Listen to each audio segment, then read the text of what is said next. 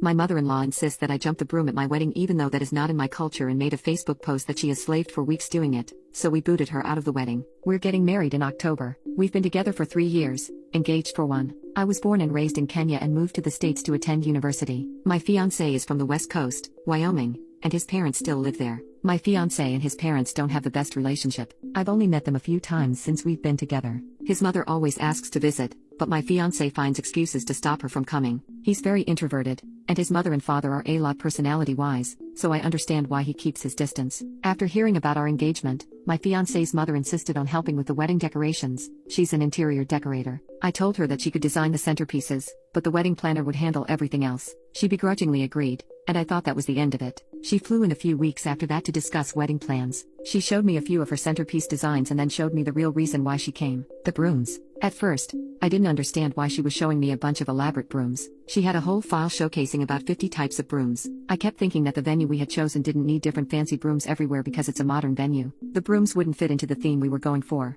I guess she saw the confusion on my face because she asked if I already had a broom in mind, and she was hoping we could pick one out together. I told her that the cleaning staff at the venue would do an excellent job beforehand, so bringing a broom would not be necessary. She laughed and said, "I'm talking about picking out a broom to jump over during the ceremony. I'm not normally this dense. I know the history of jumping the broom in African American history, but I'm from Kenya. We don't jump the broom in Kenya, and I would feel uncomfortable jumping the broom because it's not a part of my culture, and my fiancé is very white. I just didn't think that my white mother-in-law would be so insistent on us jumping the broom." She was downright beaming when she showed me more broom photos. I told her I was uncomfortable jumping the broom and gave her my reasons. My fiancé stepped in and said that he was uncomfortable as well. His mother was pissed. She said the whole reason she came here was to pick out brooms, and now our wedding won't have any culture. I told her that we could incorporate some of my tribe's traditions if she wanted to add some culture to my wedding. I mentioned the Kenyan choir that would be singing at our wedding, not to mention the very traditional food that would be served, but she wouldn't budge on that broom. And how? Without it, we were turning our backs on my culture. I finally snapped and told her we could always go the dowry route.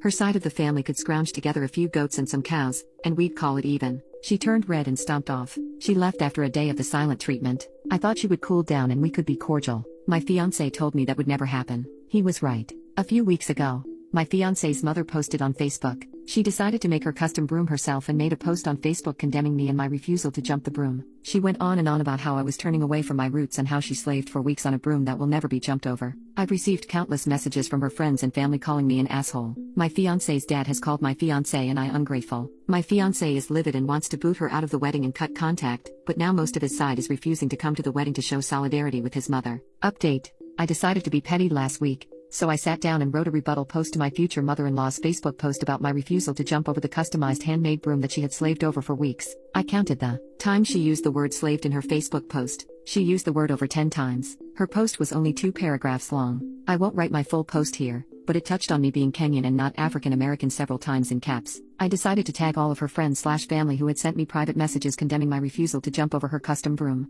I reiterated the fact that in the true tradition of my tribe, a dowry would be expected from the groom's family. I mentioned that they could send their goats, cows, and chickens to my future mother-in-law's house if they so felt inclined to contribute. I also wrote the post in both English and Swahili to hammer down the point that I'm from Kenya. I may or may not have called my future mother-in-law a racist cow at the end, in a polite way, though. Since my Facebook post, all hell has broken loose. I knew my post wouldn't win any of my fiancé's family over to my side, but I didn't realize that my future mother-in-law had so much pull. After my post, I blocked and unfriended my fiancé's family, minus a few members who had always been in my corner. I had only added most of them because of the wedding anyway, so no love lost there. A few days later, my fiancé's sister texted me that her mother had doubled down. She recruited many of her family/friends to make their own brooms in solidarity with her. There are about 7 brooms in total now, all made by different family members, I guess, to make my mother-in-law feel better. I've seen pictures. They're all horrendous. One of them says, "Fmeal is not a racist." On the handle, lol. She's been calling/texting my fiancé nonstop since my Facebook post, and so has his dad,